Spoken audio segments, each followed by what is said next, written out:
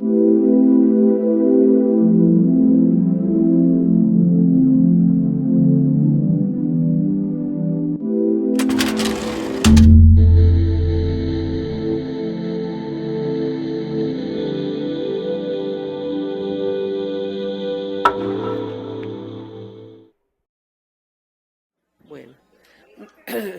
muy buenos días.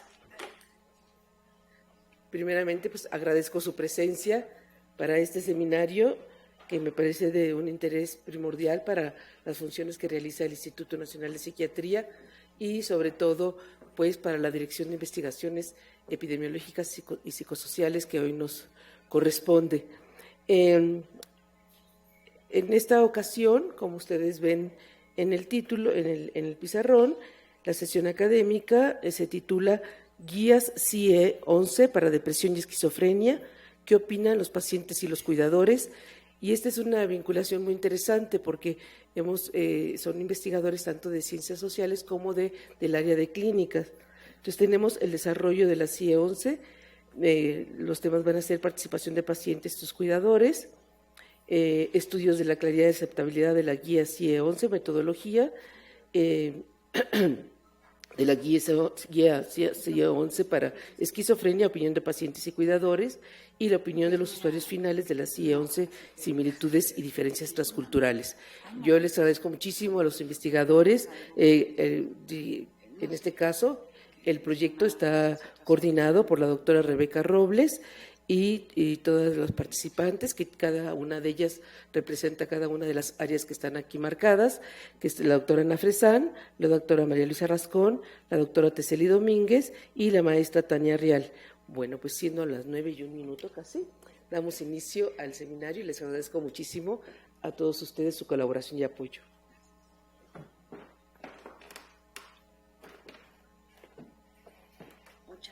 Muchas gracias, jefa.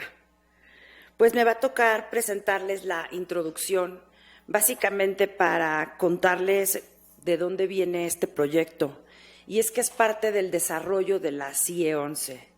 Y como ustedes saben, la CIE 11 en su versión preliminar fue lanzada ya para la consulta pública. Mucha gente me ha preguntado si esa va a ser la versión definitiva y no, está justo para consulta, para que nosotros podamos decir si nos parece bien la clasificación, si es útil para clasificar a los pacientes y poder mejorar su identificación y tratamiento. Y entonces es momento para hacer comentarios a la OMS en relación a lo que no consideramos que es útil como cambio. Y bueno, ahí está la dirección donde pueden consultarla. Si tú te metes a esta plataforma, CIE 11, puedes irte a tal cual a buscar el capítulo de trastornos mentales y consultar cómo es que se está pretendiendo clasificar cada uno de los grupos diagnósticos.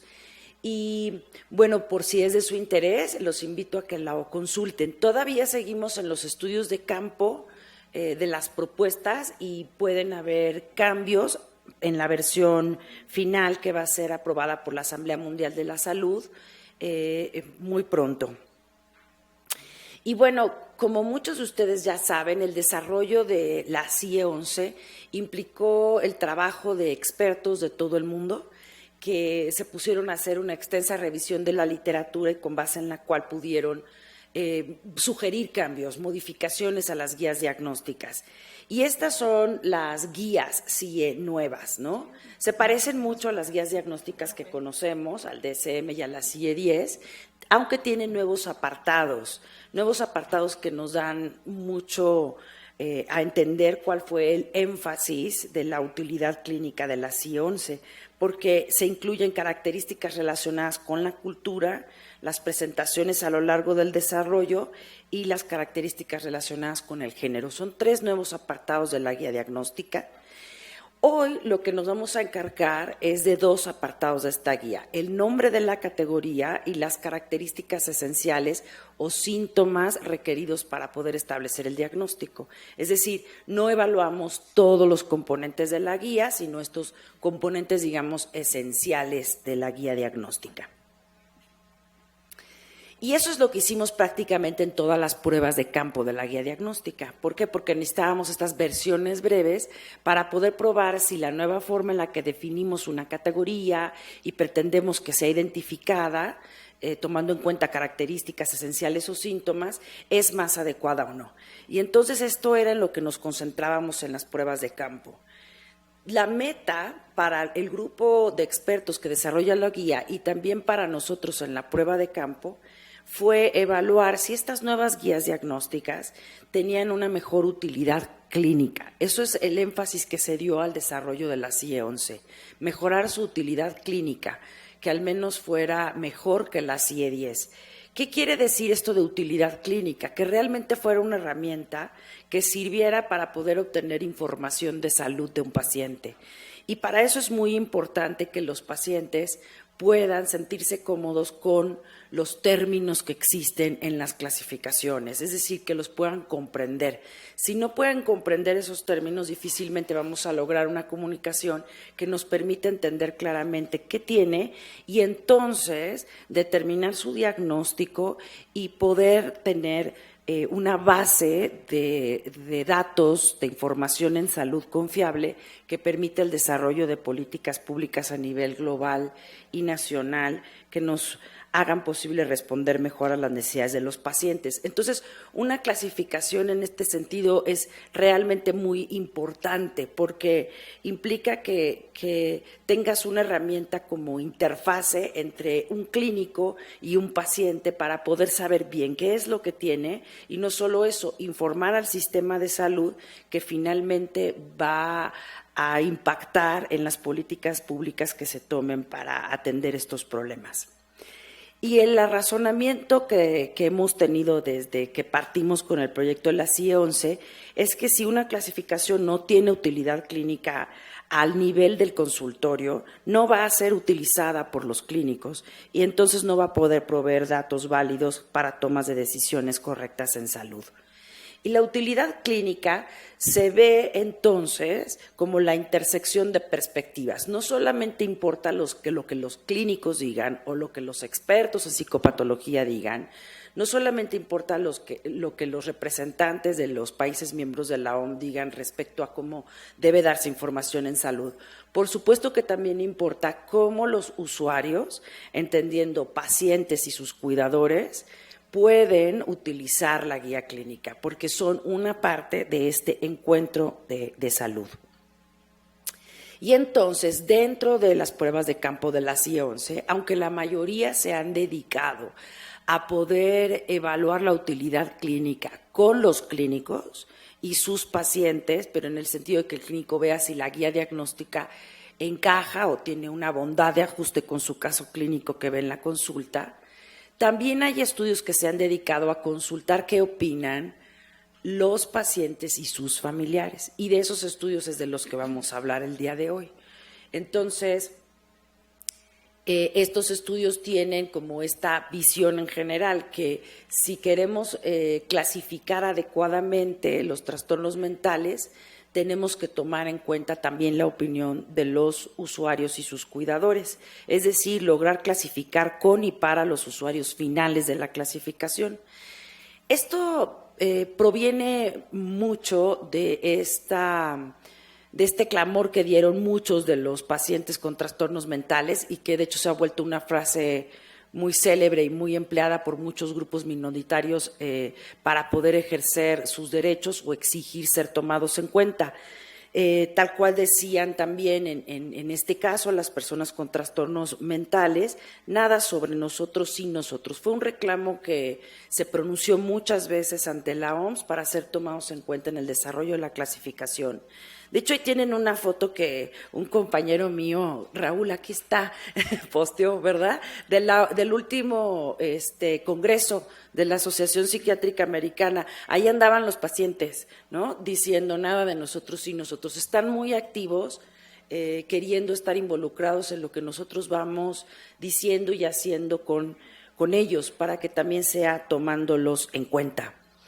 Estos estudios vienen de esta idea, de esta noción, de este reclamo de ser tomados en cuenta y entonces están dirigidos a poder lograr que la CIE 11 sea clara para los pacientes, para que ellos también la apropien, se apropien de los conceptos que tienen y puedan participar en las decisiones clínicas y en su proceso de recuperación. Si un paciente no entiende qué tiene, pues evidentemente no va a participar en su tratamiento y en su recuperación de la manera en que lo haría un paciente que comprende perfectamente qué es lo que tiene.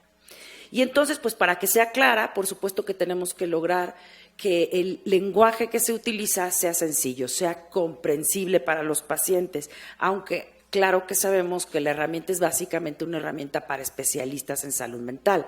Entonces, no se pretende tanto como quitar todos los nombres técnicos para sustituirlos por nombres no técnicos con tal de que sean útiles para los pacientes. Se propone más bien investigar qué nombres técnicos de plano no se entienden para poder poner entre paréntesis al lado de ese nombre técnico una palabra con la que el clínico pueda explicar de una manera más sencilla al paciente ese síntoma en particular. Entonces va como dirigido a eso, a ver qué términos de verdad no se entienden y qué lenguaje debemos utilizar en lugar de ese término técnico para que el paciente se sienta identificado y comprenda el síntoma. Y otra cosa en la que nos fijamos no solamente fue en el lenguaje claro, sino en que fuera aceptable, que no fuera estigmatizante, ¿no?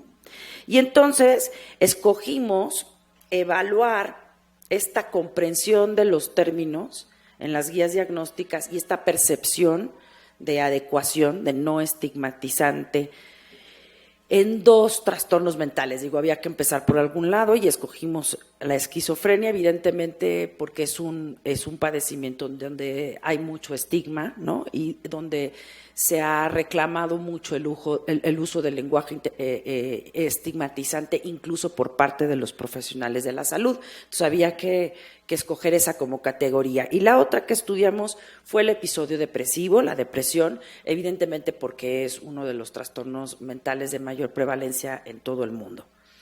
Y bueno, además de conocer qué términos técnicos son los que no entendían, les pedimos que nos dijeran cómo podían entenderlos, es decir, que reformularan esos términos, porque el espíritu de estos estudios es pues tener información que nos sirva para mejorar la guía. Entonces, pues ya sacamos qué es lo que no se entiende, pues ahora dime cómo podría entenderse, ¿no?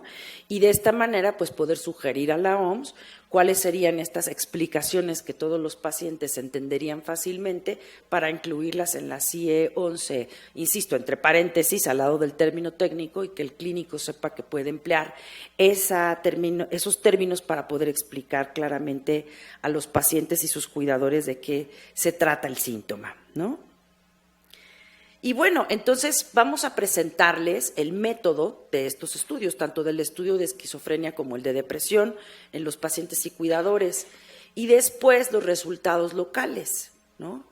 Y al final Tania nos va a hablar de los resultados internacionales. Y entonces, bueno, para explicarles el método, les dejo a la doctora Ana Fresán, que es conocida por todos ustedes, investigadora en ciencias médicas de este instituto, que siempre anda colaborando con las demás áreas para fortalecer los proyectos y le agradezco mucho que haya formado parte de este equipo.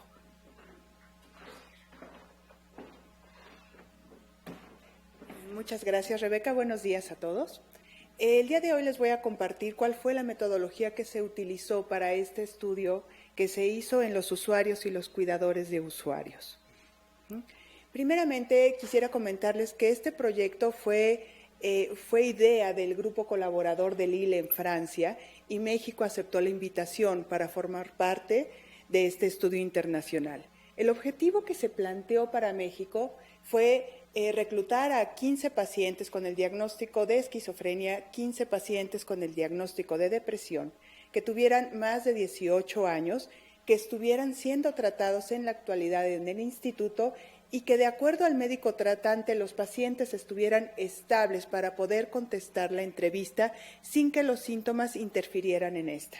Y en el caso de los cuidadores no se buscaban diadas, es decir, no esperábamos que fuera el paciente y su cuidador los entrevistados. Podía ser cualquier cuidador que estuviera en el instituto y que deseara participar. En este caso, se definió al cuidador como el familiar o la persona que estuviera muy cercana al cuidado del usuario que fuera atendido en el instituto. Se hizo una entrevista, esta entrevista fue realizada por el grupo de Francia y una psiquiatra de Francia nos vino a capacitar para poder aplicar esta entrevista. Antes de que fuera la capacitación, se hizo el proceso de traducción, retraducción y revisión de la entrevista hasta que todas las personas involucradas en el estudio estuvieran de acuerdo en el manejo de conceptos y términos que se utilizaron. La capacitación que recibimos fue de 2 días o 3, si mal no recuerdo, y se hizo una dinámica de role-playing para la aplicación de este instrumento. De forma inicial, como cualquier otra entrevista, se hace una evaluación de las características demográficas tanto de los cuidadores como de los pacientes. Se evaluó el sexo, su edad, la escolaridad, la ocupación, entre otros, y hubo un apartado adicional muy importante en donde también se valoraba quién hizo el diagnóstico inicial, a qué edad se hizo el diagnóstico. Esto para el paciente y al cuidador se le preguntaba sobre su familiar afectado. Y también se les preguntaba quién les dio información sobre el padecimiento, porque no es lo mismo hacer un diagnóstico a explicarle a la persona de qué se trata este padecimiento. Eso fue algo que también se valoró. No lo voy a leer, esto se los dejo a ustedes, pero estas son las características esenciales o síntomas que fueron valorados para la esquizofrenia. Esta es la propuesta que se tiene para la CIE-11 en cuanto a las características esenciales. Y para el episodio depresivo, estas fueron las características esenciales que se valoraron en las entrevistas. En las entrevistas tanto de los cuidadores como de los pacientes. Como ya más o menos les había explicado la doctora Robles, hay 3 áreas principales que están incluidas en esta entrevista. Una es la claridad, otra es la aceptabilidad y una tercera es la adecuación. No se está hablando más que del entendimiento de los síntomas. Eso en ocasiones pudo ser un poco difícil porque las personas hablaban más de su experiencia que del entendimiento de los conceptos. Pero en este punto lo que se evalúa es la claridad que se tiene de la característica esencial versus la dificultad que se tiene sobre el síntoma. Es decir, entiendes los términos, entiendes la palabra, entiendes la frase. El segundo punto es la aceptabilidad contra la estigmatización. ¿Qué es lo que la persona le viene a la mente al escuchar esta característica esencial? ¿Es algo positivo? ¿Es algo negativo? ¿O no le significa absolutamente nada? Y la adecuación únicamente se evaluó en el caso de los pacientes, es decir, si esta característica esencial correspondía a la experiencia que ellos habían tenido y si ellos utilizaban este concepto cuando querían hablar acerca de su enfermedad. Este es un ejemplo que les pongo de la entrevista. Cada una de estas características esenciales, cada una de estas preguntas se hizo en cada uno de los síntomas. Como pueden ver, en la primera parte es si la persona entiende o no entiende el concepto, es decir, la claridad, si entienden las palabras o no entienden las palabras ya cuando están en una frase, después la parte de estigmatización y finalmente si reformularían esta característica esencial y cómo la reformularían y el por qué. No es únicamente importante saber si ellos lo cambiarían o no, sino las razones. Si es mucho más claro el concepto que ellos están manejando, si coincide más con la experiencia o es algo mucho más positivo para poder compartir. Otro ejemplo, aquí estoy enfatizando las 2 preguntas adicionales que se le hicieron a los pacientes para ver si la característica esencial descrita correspondía a la experiencia que ellos han tenido con su enfermedad en el pasado o en la actualidad. Y si la característica que está descrita en la CIE-11 la utilizarían para describir lo que han vivido. Porque es posible que los pacientes entiendan a qué se refiere el síntoma, sin embargo, no van a utilizar esos conceptos para explicarlo o transmitirlo a otras personas. De esta forma, se establecía contacto con el usuario o con el cuidador mediante el médico tratante o los diversos cursos que se están brindando aquí en el instituto. Aquellos que mostraban interés en participar, se les daba una explicación verbal de en qué consistía el estudio y cuáles eran los procedimientos. Esto era realizado por un asistente de investigación. Y una vez que aceptaban y firmaban un consentimiento informado, entonces se procedía a la entrevista. La entrevista tenía una duración variable porque teníamos cuidadores y usuarios que hablaban mucho y daban su importante opinión sobre qué es lo que está pasando con la CIE. Con esto les dejo con la doctora Teseli Domínguez, que nos va a compartir los interesantes resultados que se obtuvieron sobre esquizofrenia. Teseli.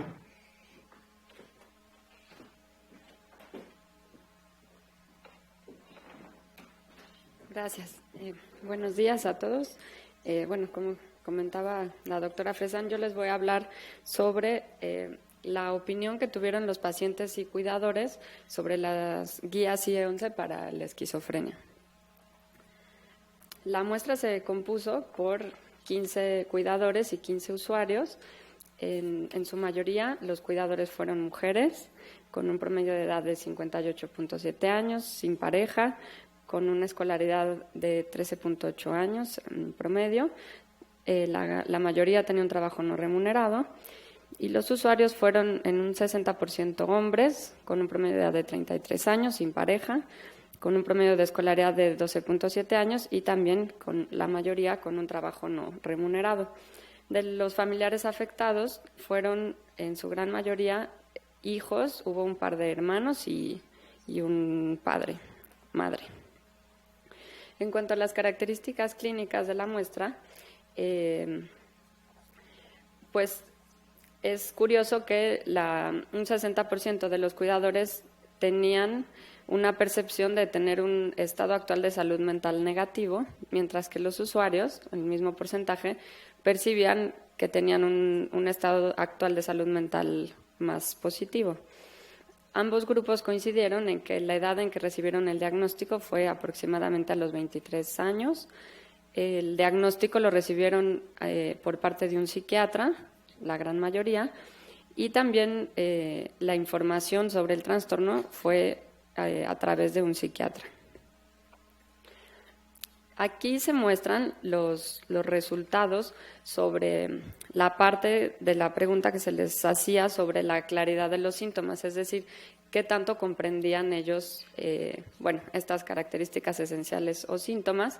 Aquí la información está organizada del porcentaje de menor entendimiento a mayor entendimiento, es decir, como puede verse, flexibilidad seria es una característica esencial o síntoma que no comprendieron ninguno de los usuarios ni los cuidadores.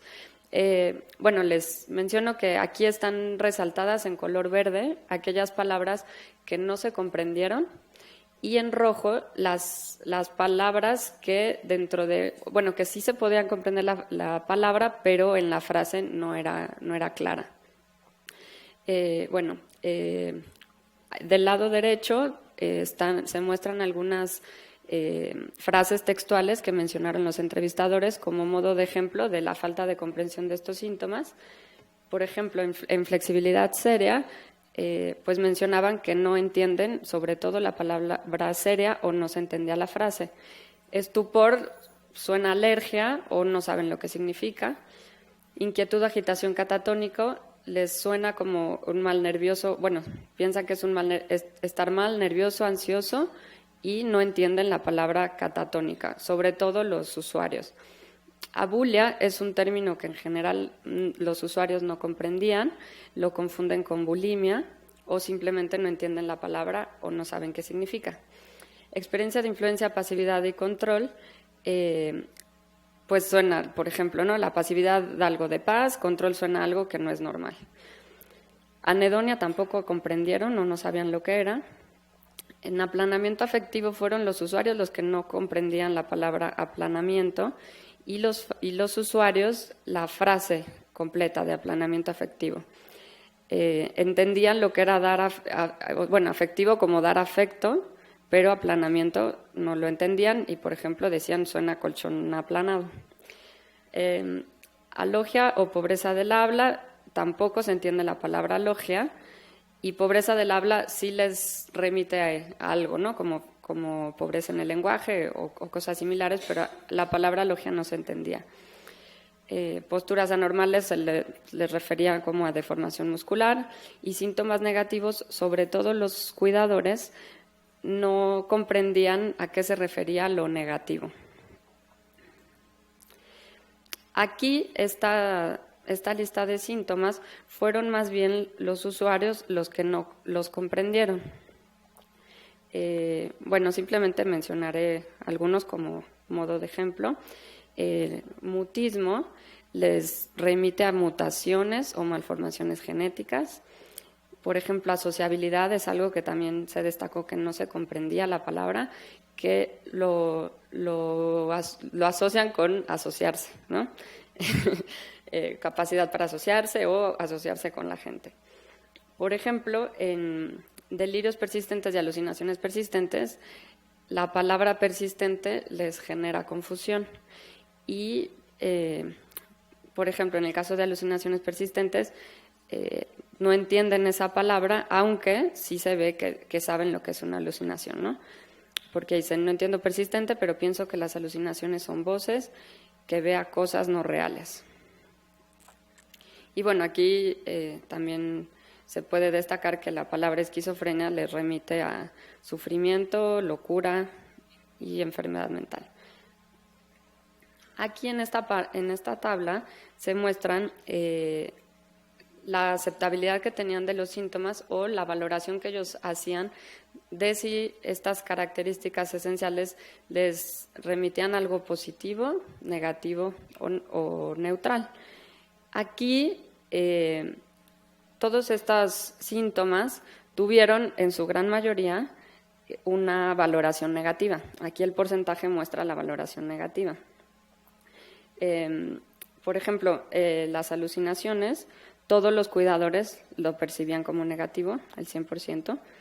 Pensamiento desorganizado y delirio, es curioso que los cuidadores lo perciben más negativo que los propios usuarios.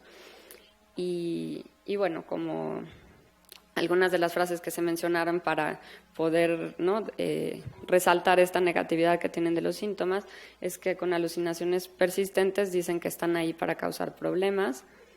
Negativismo, pues son actitudes pesimistas, verlo todo mal. La esquizofrenia dicen que es enfermedad mental mala, que arruina la vida, es algo malo y les da miedo la palabra. Pensamiento desorganizado, pues si es desorganizado no es positivo.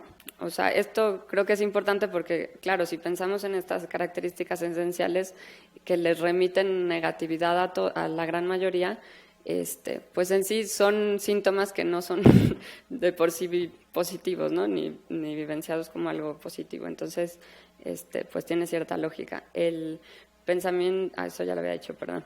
Los delirios persistentes, aquí lo que es curioso es que se confunde lo que es un delirio con la alucinación. Varios mencionaban, ¿no?, que es que cuando no andas bien, como que ves cosas que nadie ve y las voces que escucho. Alteraciones psicomotoras lo relacionan con los efectos secundarios de los medicamentos y por tanto lo ven como algo negativo. Comportamiento notoriamente desorganizado, pues si es algo que no está bien, que está alterado, no es normal. Los síntomas negativos, pues la palabra en sí ya incluye la palabra negativo y son cosas que te hacen sentir mal. Posturas anormales dicen, pues si es contorsionista, pues es positivo, o sea que está totalmente fuera de contexto. Alogia y pobreza del habla les parece un insulto y sobre todo pobreza del habla lo relacionan con no poder hablar. Inquietud o agitación catatónica, pues todas las palabras le suenan negativas y pues la inquietud viene cuando se percibe peligro. Aquí, en el mismo rubro de aceptabilidad de los síntomas, lo que es curioso es que estos síntomas o características esenciales tuvieron más valoración neutra que negativa. Aquí se puso con un tachecito la valoración negativa y con un cuadrado azul la valoración más neutral. Entonces, las valoraciones fueron más neutrales y es probable que esto haya sido porque coincide que estas palabras no eran las que menos comprendían. Entonces, bueno, como ejemplo, ¿no? Estupor, como valoración negativa mencionaban que es especie de idiota, suena alergia, y como neutral, pues nunca lo habían escuchado.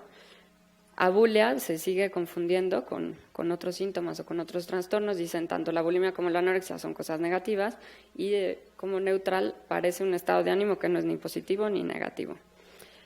Anedonia es una incapacidad para disfrutar o simplemente no les dice nada. A bastantes, al 73.3%. Mutismo dicen pues que es como estar ensimismados pensando tonterías o simplemente no la pueden relacionar con nada. Aquí en estos síntomas sí hubo valoraciones tanto positivas, negativas y neutrales. Pues solamente mencionaré un par como ejemplos, ahí las pueden ver ustedes. Por ejemplo, asociabilidad, que fue un término que no era claro. Como valoración positiva decían que es ermitaño, te permite autoconocerte. Como negativo, si eres asociable no es lo más óptimo. Y neutro, pues relacionado con sociable. Y flexibilidad seria, que como les mostré hace un momento, fue un concepto o síntoma que nadie comprendió. Dicen como positivo ser flexible es positivo, como negativo movimientos malos, rigidez, y como neutral no lo relacionan con nada. Bueno, finalmente, como mencionaba la doctora Fresan y la doctora Robles, se les preguntó qué reformulación harían ellos de estas características esenciales, qué adecuaciones o qué cambios proponían para hacerlos más comprensibles. Entonces, en general, los usuarios con esquizofrenia no hicieron muchas propuestas de adecuación, no sugirieron mucho, pero aquí pudimos destacar de estas características esenciales algunos comentarios y propuestas que hicieron. Con delirios persistentes dicen que quedaría mejor como ideas raras o dejar solo delirio, porque como ya vimos, persistente es una palabra que genera confusión. Pensamiento desorganizado, ellos lo entienden como que no hay un orden en el proceso de pensamiento y que podría explicarse como ideas no muy congruentes. En síntomas negativos lo ven como capacidades que se van perdiendo y proponen quitar lo negativo. Aplanamiento afectivo les parece más claro emocionalmente ausente. Alogia o pobreza del habla proponen quitar alogia y dejar solo pobreza del habla. Asociabilidad dicen que quedaría mejor como poco sociable o no sociable. Anedonia proponen escasa motivación o displacer.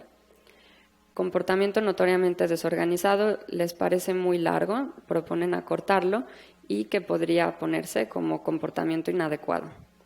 Alteraciones psicomotoras lo explican como un movimiento limitado, variación del comportamiento, y posturas anormales pues proponen que sea posturas inapropiadas.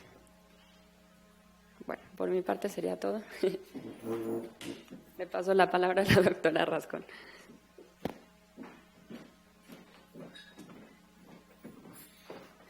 Muy buenos días a todos.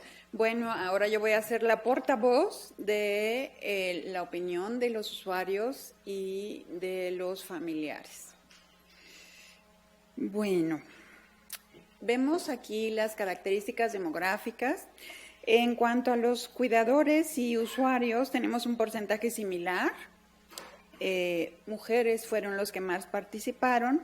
La edad promedio en cuidadoras fue de 40 años y fue similar o un poquito menor en las usuarias. En cuidadoras no tienen pareja 60% y sin pareja en usuarias era de 86% mayor. La escolaridad para cada una fue de 15.5 para cuidadoras y de 14.1 para usuarias. En cuanto a tener un trabajo remunerado, 46.6 de manera similar fue para ambos grupos, y el familiar afectado con mayor porcentaje fue la madre o el padre, siguiendo el hijo.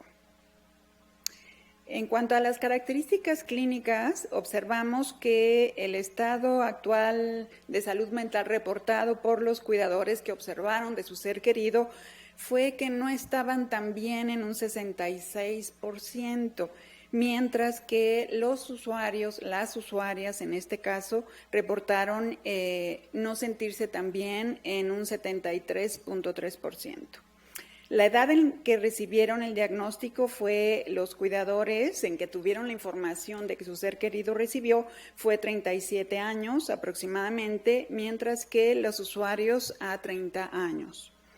El diagnóstico lo proporcionó para los cuidadores el psiquiatra y en cuanto a los usuarios de manera similar el psiquiatra.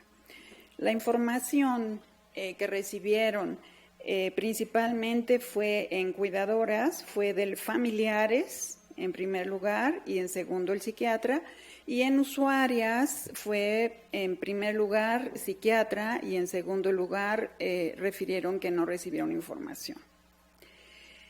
Aquí en esta diapositiva vemos qué tanto los usuarios y cuidadoras o las usuarias y cuidadoras no tenían claro la información que tenían al respecto. Y vemos dos columnas. Las columnas que tienen el recuadro serían las preguntas que para ellas no eran las claras. Y vemos principalmente en rojo la reducción de la energía, fatiga o marcado cansancio tras el desgaste producido por un mínimo esfuerzo, fue en una usuaria. El episodio depresivo también fue en una usuaria. Desesperanza acerca del futuro fue en 2 usuarias. El pensamiento recurrentes de muerte, ideación suicida recurrente o evidencia de intento suicida, esto fue en un cuidador, en una cuidadora. La reducción en la capacidad para concentrarse o para mantener la atención en actividades o una marcada indecisión fue en ambos. Y signos de agitación o retardo psicomotor no fue claro en ambos y enfáticamente en usuarias. Y la última, en creencias de baja autoestima o culpa excesiva o inapropiada que pueden ser claramente delirantes, no fue claro en ambos y haciendo énfasis en las usuarias. En cuanto a la claridad de síntomas, como ya escuchamos en la exposición anterior, se refiere a que ninguna palabra es comprensible, a que todas las palabras son comprensibles, no la frase, o no se entiende algunas palabras. Aquí simplemente les presento en cuanto a que no se entienden algunas palabras, pensamientos recurrentes.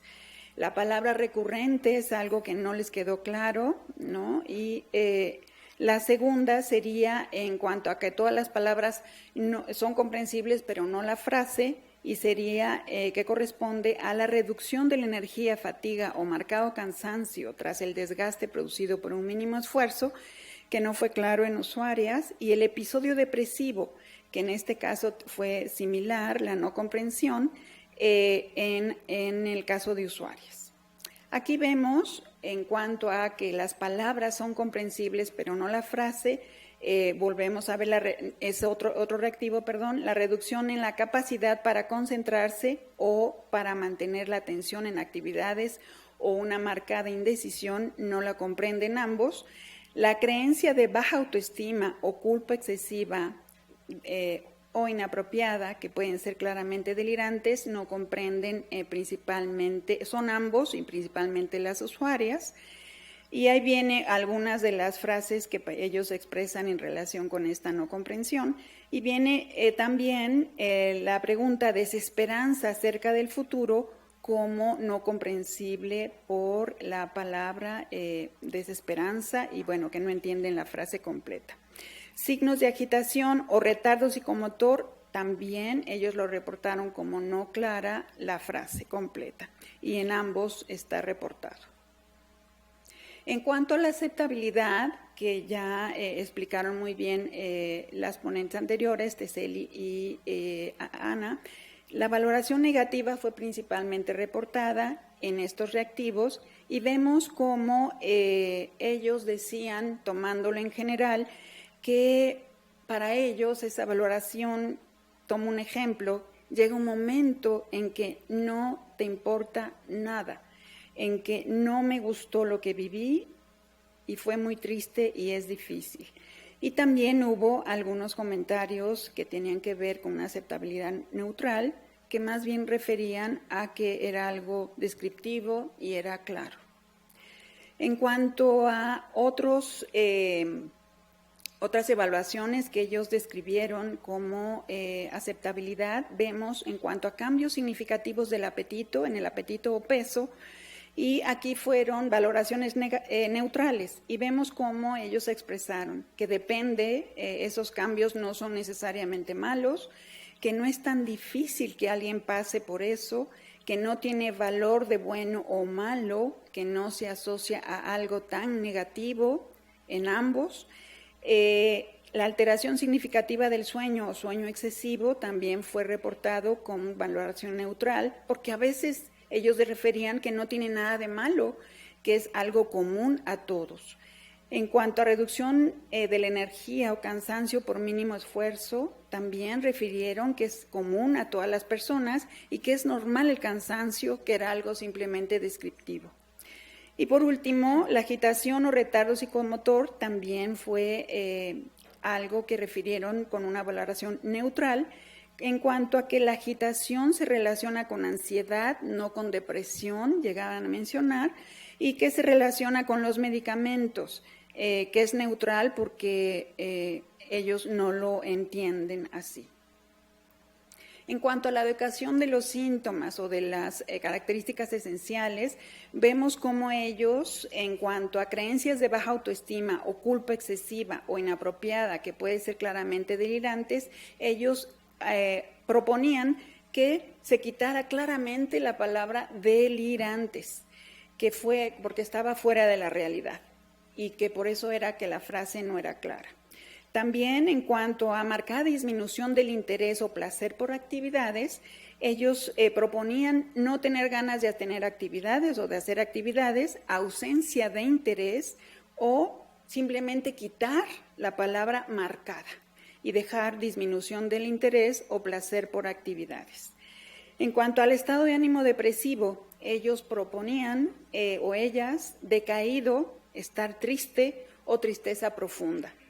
En cuanto a la reducción de energía, fatiga marcada o marcado cansancio tras el desgaste producido por un mínimo esfuerzo, proponían cansancio excesivo y sin razón, y que hay que hacerla más clara, reducción de energía o fatiga y cansancio. Aquí me quedo. Muchas gracias.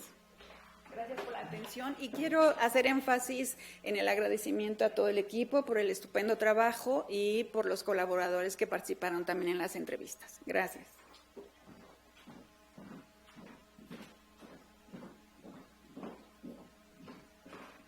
Gracias. Bueno, ahora a mí me toca presentarles los resultados internacionales. Esta información se obtuvo del informe que hizo el equipo en Francia. Es un informe muy extenso y bueno, intentaré en estos últimos minutos ser pues más clara y un poco más precisa en cuanto a información que pueda ser del interés de todos. Estos fueron los países participantes, participaron 14 países. Como bien explicó la doctora Fresán, el número que se pedía, un mínimo que se pedía para, bueno, más bien era el máximo, ¿no? En este tipo de métodos eran 15 personas, 15 entrevistas en cada una de las modalidades, usuarios y cuidadores, tanto de esquizofrenia como de depresión. El total de participantes fue de 960 aproximadamente.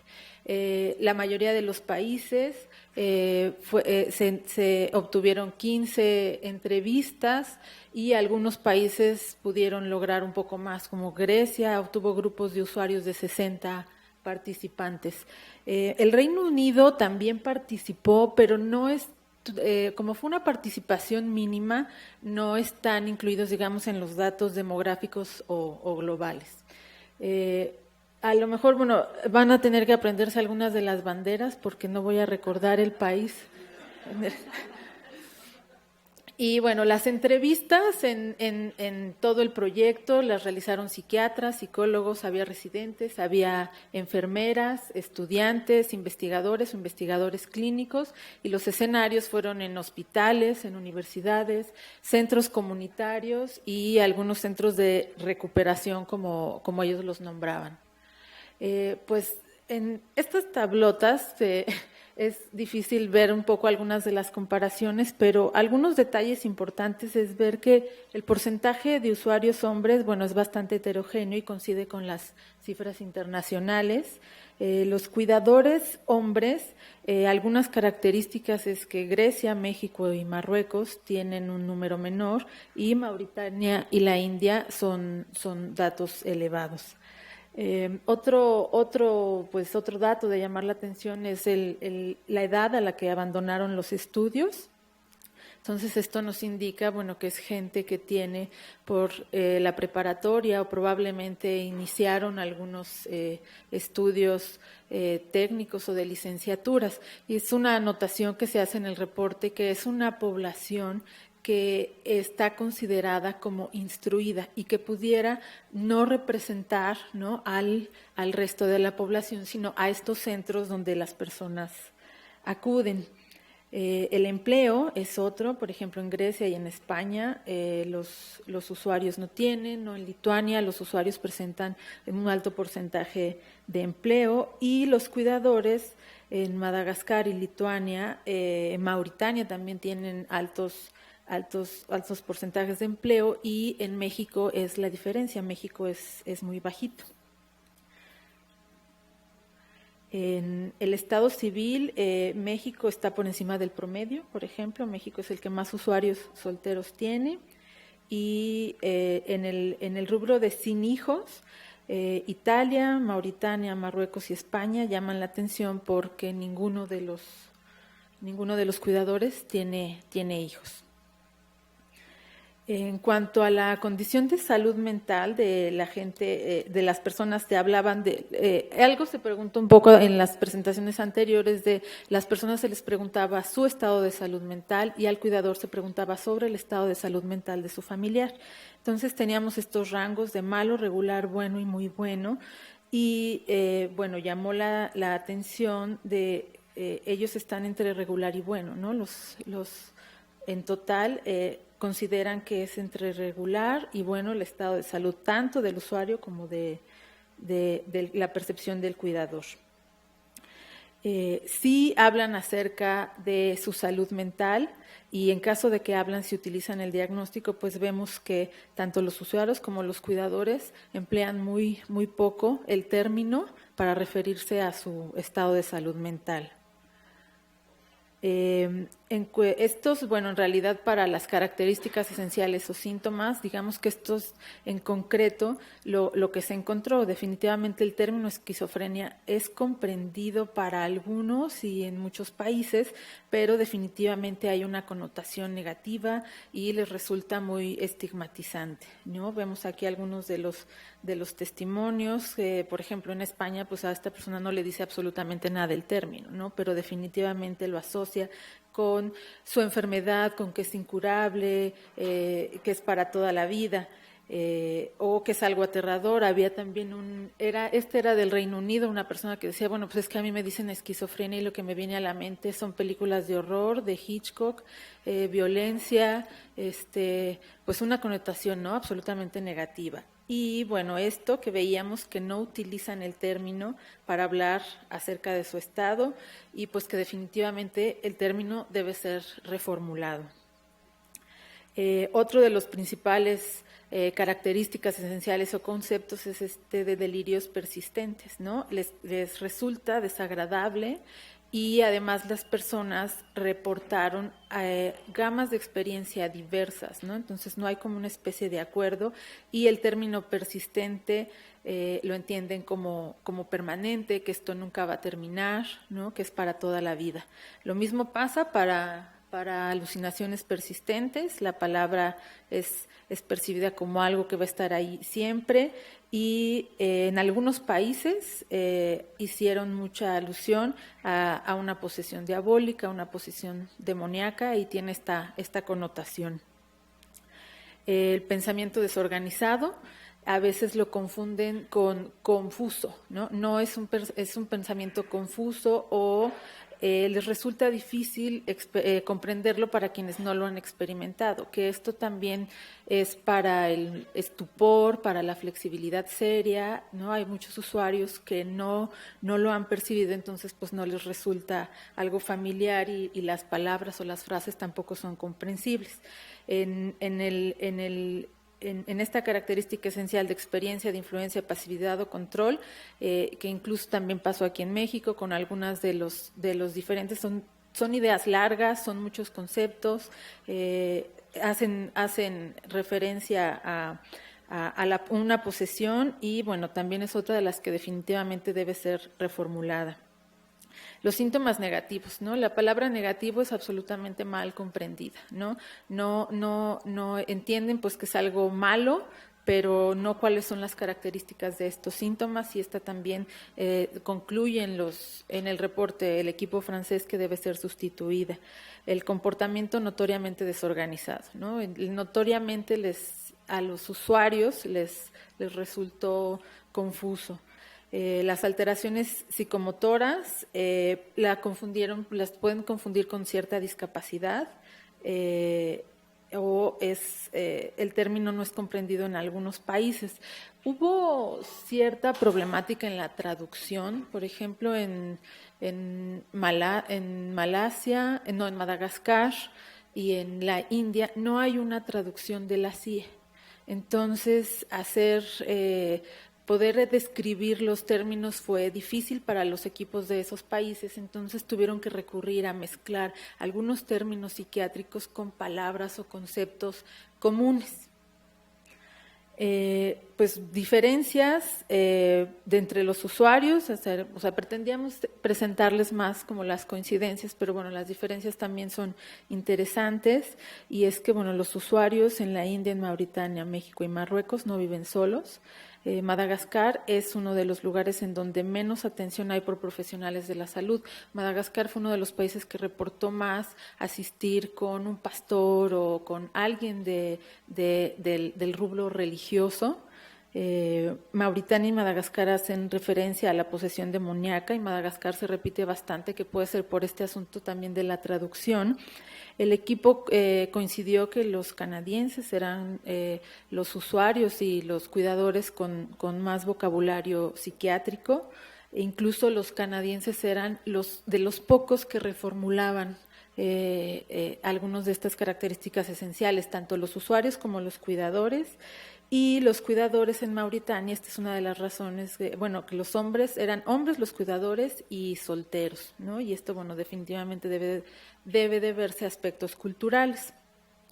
Ahora, para el episodio depresivo, bueno, también esta tabla es bastante amplia, pero bueno, podríamos destacar que el porcentaje de mujeres cuidadoras en la India es muy bajito, ¿no?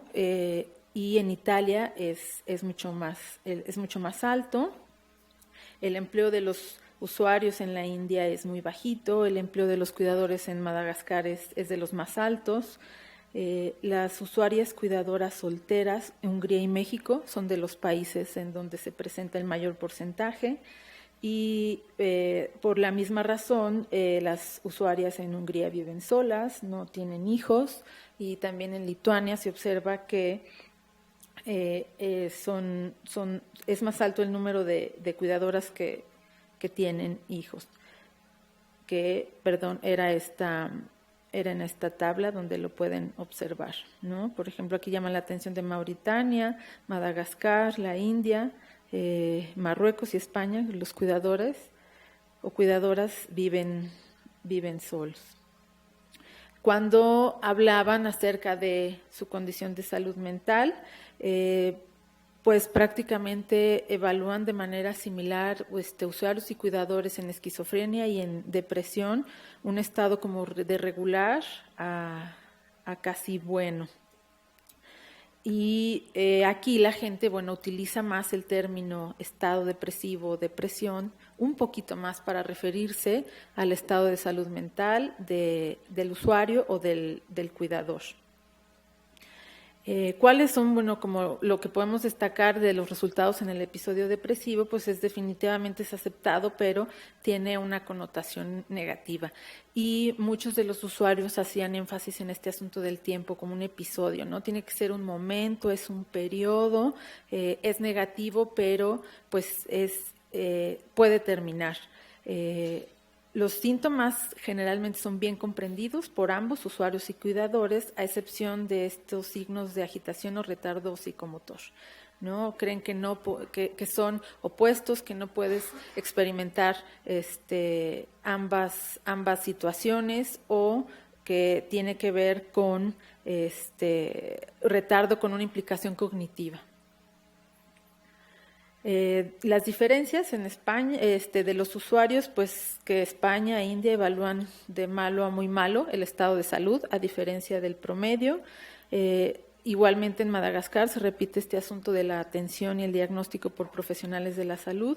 México es el país con más usuarios solteros o solteras, y Mauritania y México fueron los únicos países que reportaron que algunos de los usuarios nunca asistieron a la escuela. En cuanto a los cuidadores, en India las mujeres pues ocupan el 12.5%, y vemos que los cuidadores son hombres, pero son hombres jóvenes que están desempleados o que no asisten a la escuela. Y la información del diagnóstico en menor porcentaje, o sea, los cuidadores no obtienen información del diagnóstico de su familiar. En estos 3 países son los que reportaron menos información, y en Lituania solo el 28% habla de la salud de sus familiares. Y bueno, 3 conclusiones básicas o esenciales es que hay consenso entre los usuarios y los cuidadores. Hay una gran proporción de participantes que proponen reformular, ¿no? Con términos mucho más accesibles, menos negativos, menos estigmatizantes, ¿no? Emplear palabras mucho más neutrales y de fácil comprensión. Y bueno, ellos creen que hay algunas de las palabras que aluden a la subjetividad o interpretación de los comportamientos, es decir, los términos marcado, persistente, les resultan es como una evaluación es un juicio de valor, ¿no? Y bueno, pues la falta de comprensión, el equipo de Francia reporta que no se debe a la negación del síntoma o una limitación cognitiva, ¿no? Insisto, pudo deberse a este asunto de la traducción, o que muchos de los usuarios no han experimentado todos estos síntomas o características esenciales. Y bueno, cedo nuevamente la palabra a la doctora Robles para hacer un cierre. Gracias. Es difícil presentarles en tan poco tiempo todos estos resultados, pero les agradezco muchísimo a todas las ponentes porque lo hicieron muy bien, y yo creo que ustedes pueden llevarse una clara impresión de lo que obtuvimos.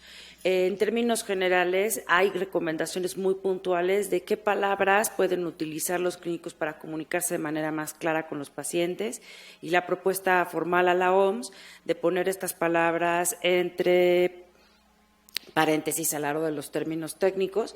En México también se produjo un glosario con la reformulación que hicieron los pacientes sobre sus síntomas y la forma en la que se explicarían de cuidadores a cuidadores y de pacientes a pacientes ese síntoma, y fue un producto muy útil de este trabajo que ya se está empleando en los cursos psicoeducativos.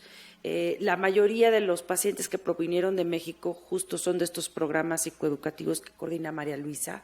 Le agradecemos muchísimo que nos haya permitido tener contacto con estos pacientes y cuidadores. Y bueno, se trata de producir herramientas que nos faciliten la comunicación con los usuarios.